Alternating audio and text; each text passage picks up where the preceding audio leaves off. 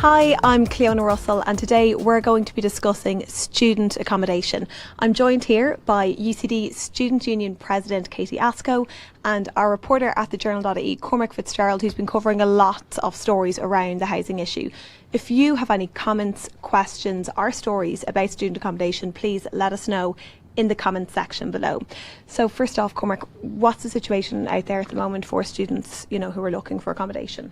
Yeah, well, it's not really news to anyone that Dublin and Ireland in general is in the midst of a bit of a huge unprecedented housing crisis, and this is being really seen in the private rental sector. So last week had the quarterly DAFT report, which found rises in rents across all levels in nearly every major urban area. So rents in Dublin are now almost 20% more than they were at peak 2008 levels. This is a problem we're seeing everywhere. And another important thing about the DAFT report this time, which hasn't been seen before, is it's the first time the number of properties has dipped below 3,000 for available to rent on DAFT, which is showing that there's a real choke on the supply coming in and a real large demand, which is just shooting prices up.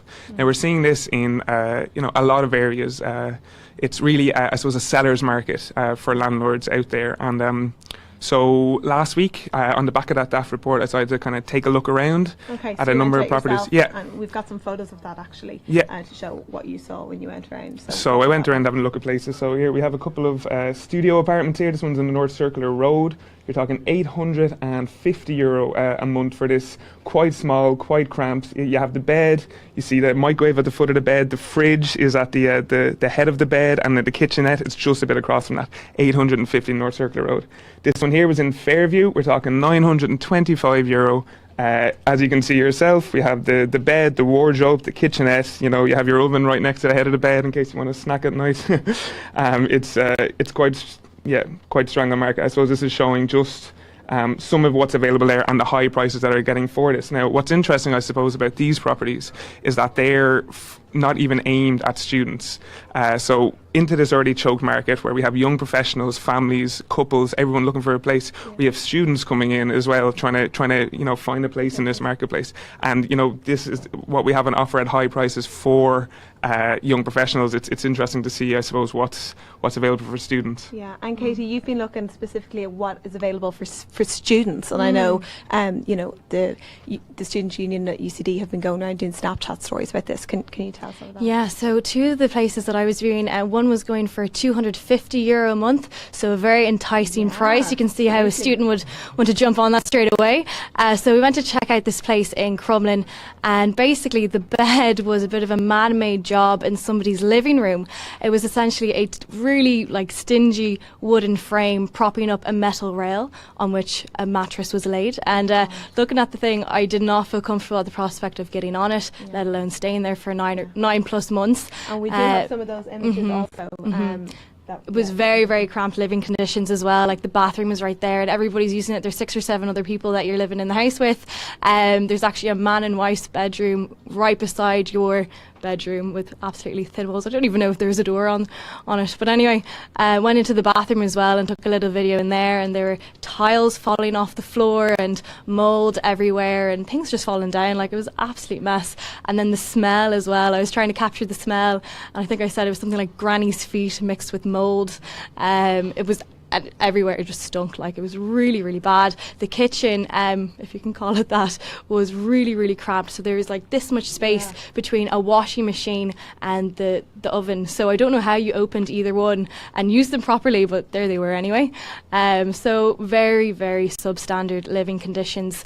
And we're just really trying to highlight for students, if you do go to a viewing and you see those kind of living conditions, report it to the local housing authority, and they need to check it out for you. Or if you've signed a lease already, go to the PRTB, take action. Don't just let this happen to you or your friends.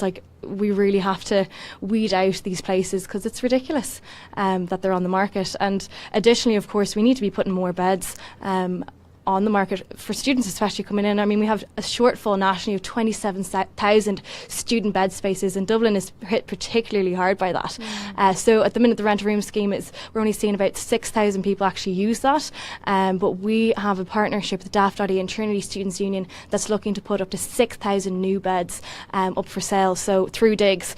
So we're really hoping that will go successfully. We were lobbying some ministers, and we've secured some meetings with them, and we're waiting for the go-ahead to release the news from those meetings. But yeah, I mean, it's absolutely desperate out there. Students are really scrambling for a place to stay. We've had dozens and dozens of students come to the Students' Union saying, look, I can't find anywhere to live. So our accommodation officer has been trolling different websites, helping people find a place to stay, but it's really quite desperate. Yeah, and when, there's those kind of desperate conditions, obviously you've people out to make a quick buck, and you've got an increase in scams. I know last week UCD Students' Union were saying they're getting 4 emails a day from students reporting scams. That just seems like a huge number. Absolutely. One of the worst scams I've heard of anyway was we were made aware of it in our offices, first of all by 3 students who thankfully had escaped the scam, but also by a student, an international student from France, who was actually scammed of €1,250. So there was a place going for sale behind the RDS. This person who was pretending to be a homeowner was letting out this room and scammed the person of their money. We've reported it to the guards and we're looking for action there, but I mean, that's not an isolated instance either. We're seeing more and more stories in the news this week actually about scams. Yeah, I think it's in just relation to scams, like it is, I suppose, as students get more desperate trying to find places to live, they're more, I guess, susceptible to falling for scams, and they're everywhere. Like on that trawl through Daft that I did last week, you come across them everywhere. There's like the Gardaí highlighted at the start of August, some common scams, and there's always an increase around this time of year. You have an idea of a landlord who is, say, one example that I saw is this lovely place on Dorset Street in Dublin. I think it was €400 for the apartment. Like, you get in touch and the person is, oh, sorry, I'm living in England at the moment. I need you to, provide a copy of your passport. I need you to provide a deposit and a first month's rent up front before you even see the place. And you think, how will people fall for this? But, like they wouldn't be doing it if people weren't falling for it. And as Katie pointed out, there are examples. So I was chatting to Lorcan O'Mailonig. He's the NUIG SU president. So he's saying in Galway they're seeing a big number of this. Like, this isn't a problem that's just affecting Dublin. It's affecting all major urban areas. Galway, Cork are seeing huge rises. And what's interesting about Galway and other places that they don't have as much student-specific accommodation as even Dublin has, and it's kind of focused. That level of accommodation that's just for students alone seems to be focused more so on Dublin specifically. Yeah. Well, if you have any stories about scams, please do get in touch in the comment section below. So really, it seems to be obvious from this, more accommodation is needed. But is anyone listening? Yeah, well, as Katie pointed out we have a deficit at the moment of around 25,000 student beds, I think. So that's coming from a report in 2015 from the Higher Education Authority, where they found there was a deficit of 25,000 beds at that time. Okay, so that was when at around 2014, I think there was in the region of 170,000, higher level students in Ireland. That number is set to rise to close to 190 by about 20, close to 200,000 by 2024.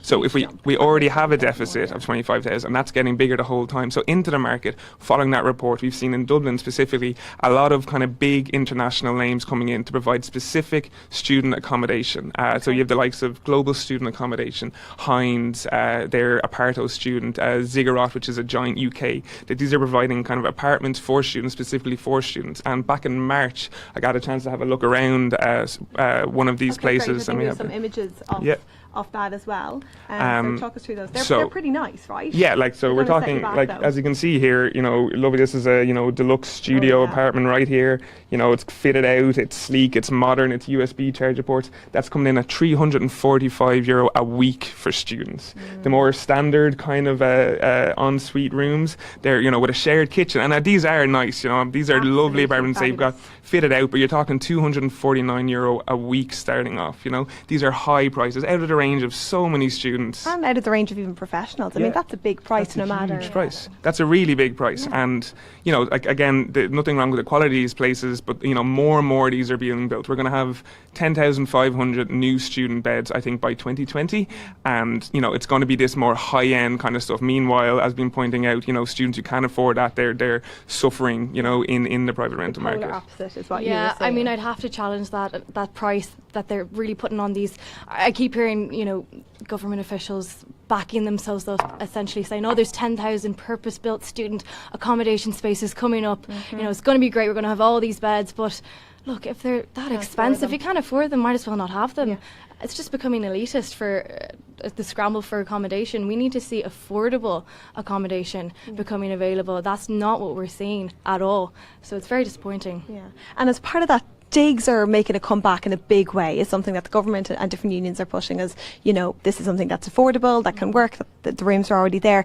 But people don't really have the same rights in digs that they do if they're renting a place, you know, a place as a tenant. Yeah, we're well aware of kind of the stereotypes, I guess, that exist between homeowners and students. So what we're doing as part of our campaign with Daft.ie is not just trying to advertise the up to €14,000 tax-free income that homeowners can generate by letting out their spare rooms. I have said that line so many times the last few months. I've nailed it by now, thank God.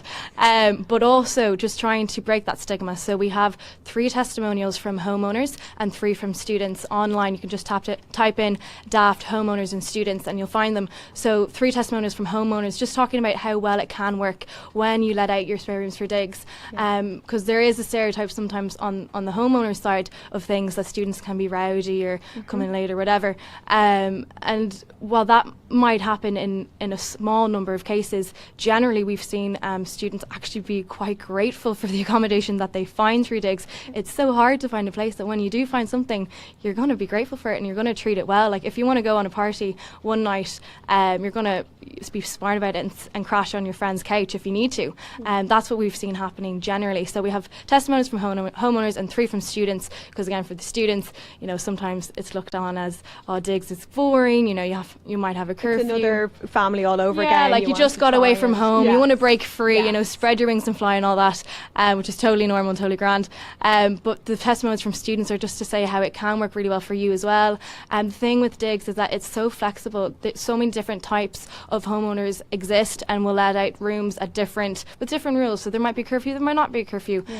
Some homeowners don't like having you in on the weekends. Some homeowners are fine with that. Yeah, you know, there's a lot. That's something I was going to say, because when we were looking around at some of them, I mean, there were some beautiful houses and beautiful rooms. I know Homestay.com had one that I noticed. Now it was a twin bedroom and it was going for 1,440. So you're talking 720 each to share a room. Now I know the room was excellent quality, nothing like the videos that, you know, you had shown earlier.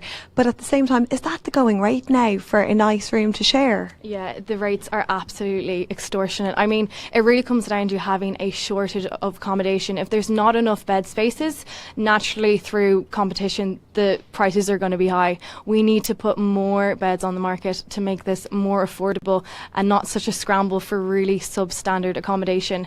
It's getting to a really, really desperate state, and we were hoping to see more initiative, I guess, on the government's part before. Now we're in, you know, end of August coming into September. People are really looking for spaces now. So we were looking for immediate action, and I mean, it's slow coming, but hopefully we'll start getting listened to now more and more. I mean, we've made a big presence in the media recently. Hopefully that'll continue and we'll be listened to. Yeah, okay. I think I completely agree with what Katie was saying there about this being an issue of supply. As you said, you know, there's just not enough units in Dublin to support the population. It's that simple. You know, bring on more supply, and you know, a lot more. The prices will go down. You know, simple supply and demand. But what's interesting, I think, and you know, it's commendable that the digs option is, and we're seeing a resurgence in this. Like you look through Daft, you see a lot of digs places. Yeah. But as you said, the prices are quite high, and a lot of the cases this is a Monday to Friday deal, or Sunday evening to Friday morning deal. You're talking high prices. You know, I've seen some instances of like 4 bedrooms squeezed into a room under this like digs heading. And again, while it is important to emphasise, you know, the need for homeowners to come up, like, you know,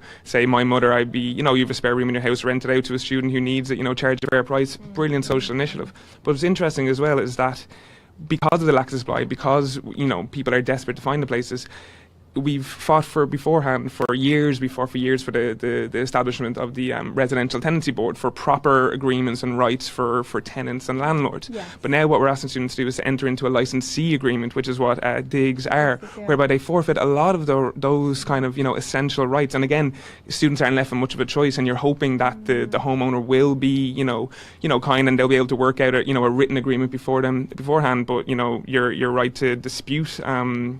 Mediation by the RTB, your right to an extended period of notice. But when you get evicted, you're essentially in digs on the goodwill of your homeowner, which is it isn't an ideal thing to be putting students into. But again, what options are you left with? Like, it's still better than some of the places Katie highlighted on Snapchat. You're legally seen to be there by their invitation, so you do have to be careful. I'm sure that's something that you're saying to people. I mean, and I think the more beds that we have up for digs, the more options there are and the better conditions you will see. And again, through natural competition, not only will the prices be lower, but homeowners will be, there'll be a bit more competition for fairer agreements as well.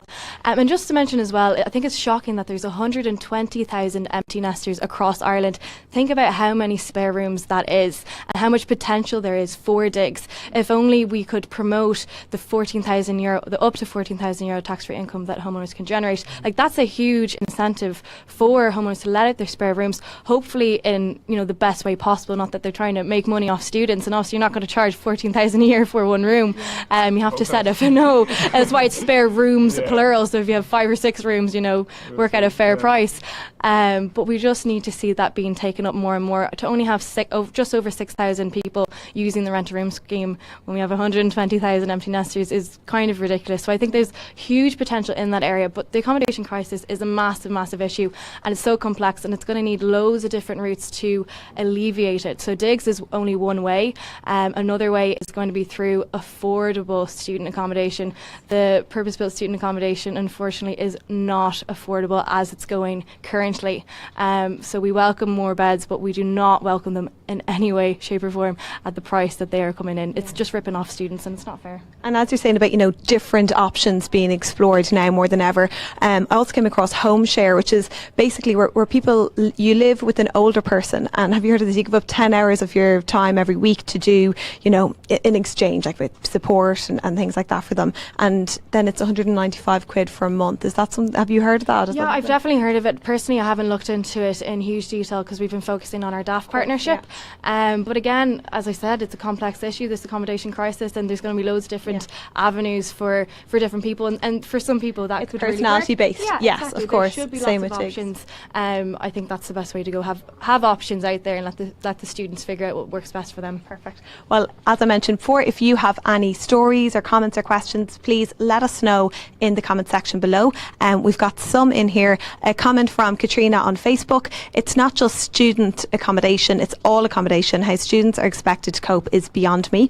We have a personal story from Ali Lee on Facebook. She says, I'm 29 years old, qualified veterinarian doing postgraduate training, and just moved back in with my parents because I couldn't find anywhere. Yes, I'm lucky to have them, but wouldn't mind being able to have privacy, independence and dignity as well after working my ass off in third level education for years. Well, I think that's, it raises such an issue of, I suppose, that younger 20 to 30 year old generation and beyond, about, people moving back in with their parents at, in their mid to late 20s, something that would have been relatively unheard of, I think, maybe 10, 20, 30 years ago. And it's, it's I suppose a symptom of our time is this, complete squeeze on, accommodation. It's very difficult to find somewhere to live. If you're going into third level education, if you're going back to third level education, you can't work full time. It's very difficult to find a place. It's hard for everyone, students at every level, first years coming in, master's students, PhD students, it's a real squeeze on just on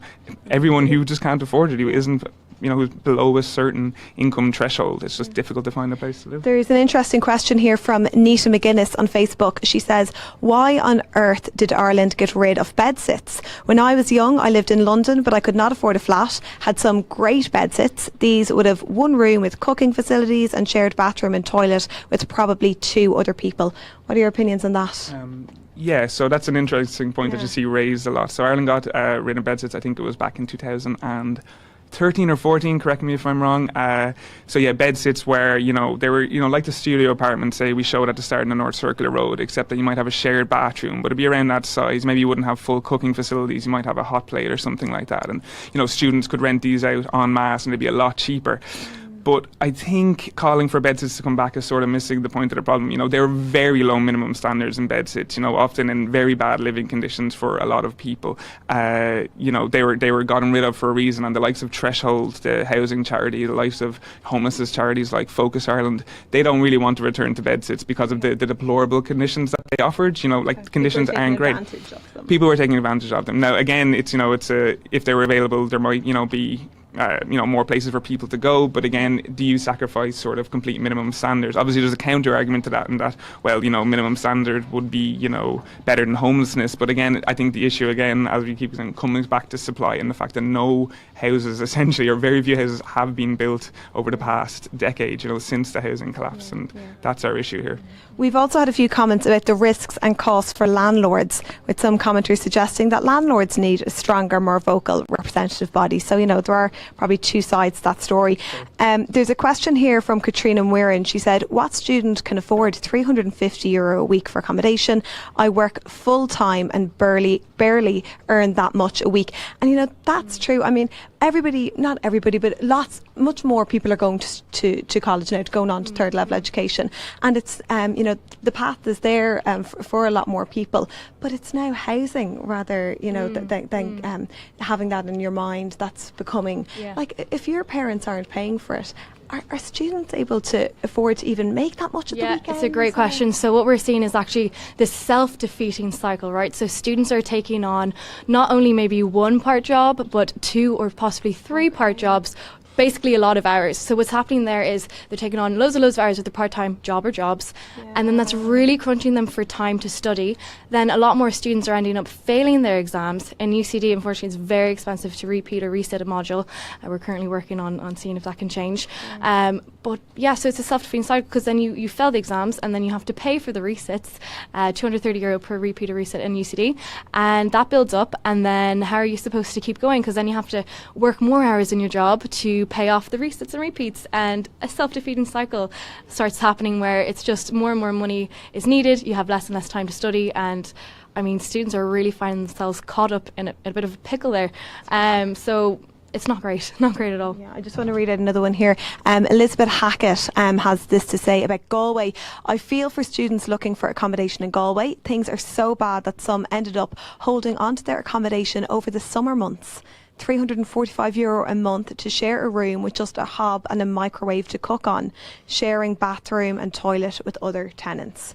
That's what you were saying earlier. This is not just a Dublin problem. It's far from just a Dublin problem. I think Galway has always historically had a real issue. It being a big university city and quite small, has had a real issue with student accommodation and finding places to live for students going back through the years. Now it's worse than ever. As I said, the NUIG SU, like the UCD SU, are being very proactive and trying to give students the best advice, trying to direct them away from scams, trying to source accommodation for them. But again, it's coming down to that squeeze of it not just being there. Galway, a huge issue as well. You see the same problems in Cork, again in Dublin, Limerick having similar issues. This is just every urban centre is getting choked by just more people coming in, as the economy, is getting better, we're told the whole time. But if the economy keeps getting better, jobs keep increasing, population goes up, but there's no accommodation or houses there, students, unfortunately. And going back to what Katie was saying, about students having to work numerous jobs to repeat, I think what you're starting to see and what some concerns are raised about by that expensive purpose-built student accommodation was that lower income students, students maybe from working class backgrounds, from rural backgrounds who to struggle to get, from far from, let's say, the likes of maybe a Donegal to Dublin, they'll find, maybe they won't go if they can't afford it, they'll defer or they'll try hard, and you're going to see that happening, you're going to see students just suffering as a result of this. It's a huge issue. Absolutely. We're getting great comments in on Facebook. Thank you for that again. If you've got any comments or questions or queries, get in touch in the section below. Daniel O'Shea pointed out this about Cork. It's not just a crisis for students, but also young professionals. Demand in Cork and commuter regions is massive, with large rents and substandard houses, apartments. Mark O'Riordan also had a comment about the lack of supply. He said, all through the summer, there were no houses for rent. Add students into the equation, invasion and that minimal supply is constricted even further, this government are a disgrace. Katie, that's something that you were chatting about earlier. You feel you're not getting the support there. Yeah, exactly. I mean, look, the government is obviously tight for money. They always are, and they always say they are, and that's fair. But this is obviously really coming to a head. I mean, the Daft Q2 report was released just the other week. We're seeing rises in rents higher than their peak in 2008. I mean, we are really at an all-time high price of accommodation across the nation. So we need to see more investment in this area. I'm aware of the Irish Strategic Investment Fund. This is something that I kind of noted in my campaign when I was running for president. I mean, there are funds available. It's not like there's not other options. You know, we need to see investment in this area, and we keep saying it. I mean, our focus, of course, in Students' Union is student accommodation. If we could see the government investing in affordable purpose-built student accommodation, I think that would be a really, really positive initiative. We were looking for government funding from two ministers in particular for our Daft.ie project with Trinity Students' Union as well. That was positive, but still has a huge potential to grow. I mean, there's really a lot more. We were asking for piddly money, really. I mean, we could really grow that, and it could do so much good. So hopefully it'll go well this year, and we can expand it next year. But we just really need to see new ideas and new initiatives in this area. I mean, there's even stories going around about students living in boats. That's the new thing in Galway. They're talking about building this massive boat accommodation, and we've heard of students. Some of my friends actually personally know students who live on boats in Dublin. Really? Yeah, on the canal. Barges, that's a thing you kind of hear. Yeah, it is. Yeah, I guess, you know, us both talking here, all three of us, it sounds very doom and gloom. And, you know, having been out and looking through that market, I think, you know, the government, you know, the current Fine Gael Independent Alliance government, that's been here for about a year now. We have a new housing minister now, in Owen Murphy, over the past month. They're saying that they're listening. I think with the Daft report, with the recent census figures pointing to, you know, such a huge rise in homelessness numbers from 2011 to 2016. You know, non-governmental organisations, charities, you know, student unions, a lot of people are, even you hear stories of, you know, tech companies or people, you know, rumours of people not taking jobs here because it's the famous, you know, the infamous Dublin accommodation market is so hard to get. The government are saying that they're listening. You know, they've been responding. There's a summit on housing convened, or on homelessness convened for next week for local authorities in Dublin. We have budget 2018 coming up. 2018 coming up, and you know, I feel like hopefully we're going to see some interesting, you know, Owen Murphy said when he took the post that he wants innovative solutions to solve the housing crisis. So hopefully we'll start seeing this coming on. We'll start seeing more build. You know, the country, we're being told, you know, employment figures are going down, job vacancies are up. We're starting to see, we're being told we're starting to see a recovery, so let's hope we see this coming into housing provision. We're seeing big builds. We see, you know, it's interesting we mentioned about landlords, you know, because a lot of properties are run by large collectives and landlords, and I always hear grievances from landlords for representative bodies saying that single, you know, one property owning or accidental landlords, you know, they do find it tough, you know, with a lot of restrictions in place there. So, you know, maybe that's another element. Focus Ireland and Threshold have both said, or Peter McVerry have said, that some incentives for those smaller landlords, you know, are necessary to bring them on market, or to bring vacant properties on market. You know, there's a lot of things coming up. Perfect. Hopefully down the line. Thank you so much. Well, I'll end with these comments. Donal on Facebook has been describing some of the horror stories that he's seen. I've had to share a room with someone I didn't know, being in a room that was smaller than most bathrooms with 7 other people in the house. Seen a landlord beat up a tenant who was late on rent, and had a landlord sleeping in the living room for several months and was ripped off in all cases. Prunch Barrett on Facebook says... sorry, just a quick question. If Donal wants to get in touch at all and talk a bit more about that, you know, my email is cormac@thejournal.ie, or we'll have an email at the end. Absolutely, get in touch. If you have any issues around that, and we'll do our best to highlight them. Perfect. Prunch Barrett on Facebook says that students need to take direct action. The young people have to stand up for themselves, occupy their campus facilities in protest, refuse to leave in the evening, occupy the universities and create a situation. Students would have done things like that in the 80s and the 90s. You can close your ears and pretend that didn't come from us over here. That's all we have time for now. Thank you so much to Cormac from journal.ie for having a chat with us, and for Katie, thank you so much for coming in, the UCD Student Union President, and thank you for everybody who got in touch. Great comments, questions, queries. We hope that was helpful. If you've got any more stories, or you didn't get to share today, news@thejournal.ie is our email, and thank you very much.